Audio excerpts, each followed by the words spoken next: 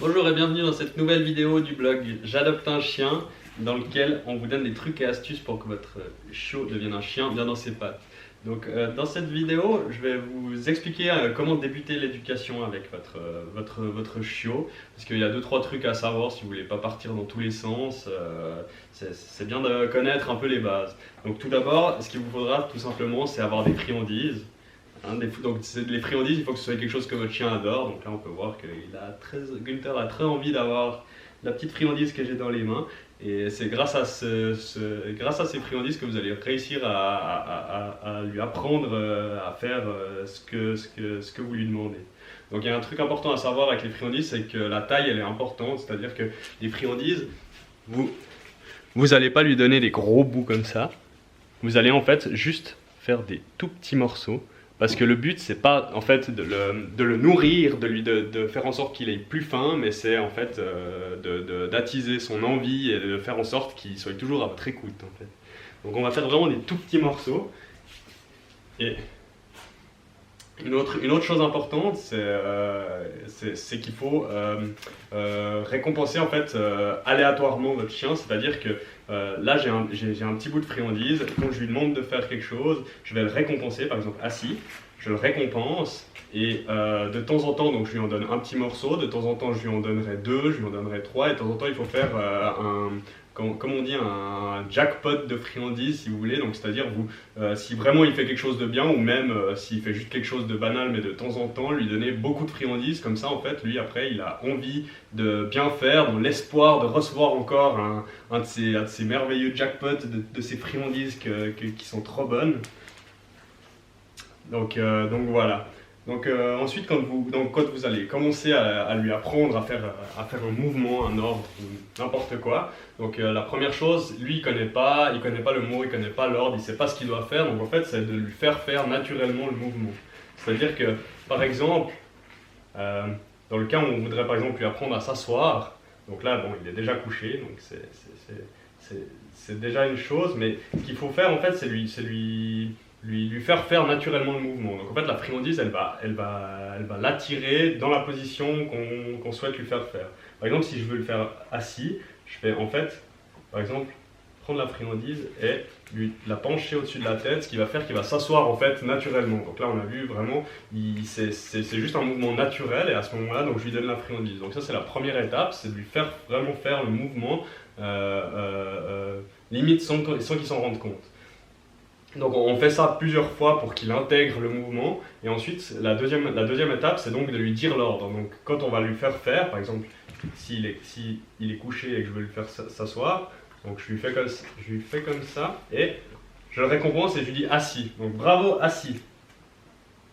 Je fais ça un grand nombre de fois. Donc par exemple je continue, je le refais, je le récompense assis. Bravo. Et là, à force, il va intégrer que le mouvement qu'il est en train de faire correspond justement à ce mot assis. Bien. Bravo, assis. Et ce qu'il faut faire, c'est vraiment de lui montrer que vous êtes content de ce qu'il fait, donc vraiment être enthousiaste, vraiment lui dire bravo, le féliciter, le récompenser, vraiment qu'il se rende compte que ce qu'il fait c'est génial et en plus il reçoit des friandises, donc ça va vraiment le pousser à continuer. Et une fois que vous avez beaucoup entraîné ça, vous allez pouvoir donc commencer à essayer de lui donner l'ordre, donc par exemple à lui dire assis. Donc là par exemple on voit que ça ne marche pas du tout. Alors ce qu'il faut savoir c'est que là il n'a pas du tout bougé, mais il ne faut pas non plus attendre à ce qu'il réagisse instantanément, surtout au début à ce que vous lui demandez. Donc c'est à dire que si vous lui donnez un ordre, une chose à faire c'est surtout pas répéter l'ordre 50 fois, parce que si vous lui dites assis, assis, assis, assis, et que là il s'asseye, vous le récompensez, pour lui l'ordre c'était assis, assis, assis, assis, assis. Donc ça veut dire qu'après vous devrez lui dire 4 fois l'ordre pour qu'il finisse par s'asseoir. Donc ce qu'il faut vraiment faire, c'est lui dire le mot et attendre juste le temps qu'il le fasse. Et s'il ne le fait pas, là, soit vous lui refaites faire le mouvement avec la friandise, soit vous lui dites juste un nom pour couper en fait, l'ordre et après vous lui redonnez une nouvelle fois l'ordre. Donc par exemple, quand vous allez vouloir lui faire l'ordre, en fait, en plus de lui dire l'ordre, vous pouvez rajouter un mouvement, parce qu'il faut savoir que les chiens ils sont beaucoup plus réceptifs au mouvement qu'au son. Donc c'est-à-dire que si vous là on voit par exemple qu'il est intrigué, si je lui parle il sera moins intrigué que si je lui fais des grands mouvements. Donc on va lui rajouter un mouvement, par exemple pour le assis vous pouvez tout simplement avoir le bras tendu comme ça et juste le plier. Et c'est un mouvement qui est un peu similaire si vous voulez au fait de lui mettre la friandise au-dessus de la tête. Bravo, assis. Donc ce qu'on va faire, c'est que s'il est par exemple en position couchée, je lui dis assis. Et là, on voit qu'il réagit instantanément, alors qu'avant, quand je lui dis juste le mot, il ne l'a pas forcément intégré. Donc les mouvements, la gestuelle, c'est quelque chose de quand même très important. C'est vraiment une aide en plus et il comprendra beaucoup mieux ce qu'il doit faire. Donc ensuite, la gestuelle, faut essayer donc de garder un mouvement qui ressemble un peu au premier mouvement qu'on lui a fait pour lui faire prendre la position naturellement. Ça va l'aider à comprendre en fait il l'aura déjà intégré en fait avant même qu'on ait instauré la gestuelle. Donc ensuite, faudra entraîner beaucoup pour qu'il intègre l'ordre. Assis. Bravo. Et vraiment, donc, on lui donne l'ordre, il s'asseye, et une chose importante, c'est qu'il faut le récompenser au moment même où il effectue l'ordre. Donc le timing, c'est quelque chose de très important pour que lui comprenne bien qu'est-ce qu'il doit faire par rapport à l'ordre. Donc là, par exemple, si je dis assis, bravo. C'est vraiment au moment où en fait son arrière-train touche le sol que là, je vais devoir lui récompenser. Donc c'est là que rentre en compte l'utilisation par exemple du clicker, qui là va permettre vraiment au chien de bien intégrer à quel moment il a réalisé l'ordre. Donc ce qui veut dire que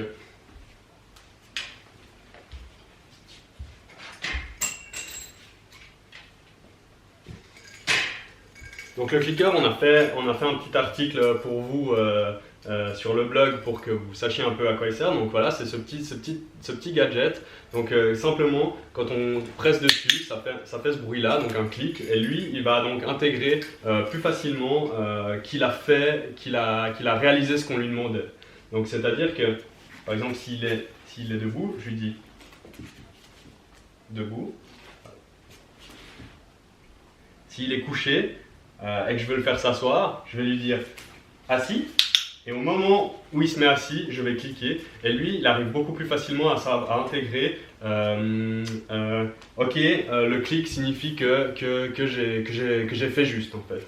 Donc le clicker, c'est quelque chose d'intéressant. Au début, il va sûrement pas comprendre à quoi il sert, mais c'est à force d'utiliser, si à chaque fois que vous lui donnez un ordre et qu'il l'exécute, vous cliquez, au bout d'un moment, il va comprendre, ok, le clicker, ça signifie j'ai bien réalisé. Et en fait, le clicker signifie je vais recevoir, j'ai fait juste, je vais recevoir une récompense. Assis. Bravo. Bravo, assis. Ouais. Et donc voilà, donc ensuite il faut entraîner, ça demande beaucoup de temps, c'est normal que vous deviez faire ça un très grand nombre de fois. Il y a une chose à savoir, c'est qu'il ne faut pas essayer d'arrêter de récompenser trop vite le chiot, parce que sinon il va juste pas comprendre. Si tout d'un coup vous dites, bon là, voilà, je lui dis par exemple assis. Bravo, assis. Voilà, je lui dis assis, il s'asseye, il connaît l'ordre, il l'a fait 50 fois dans mon salon. Ça ne veut pas dire qu'il l'a intégré, ça ne veut pas dire qu'il le fera à chaque fois que vous lui demanderez.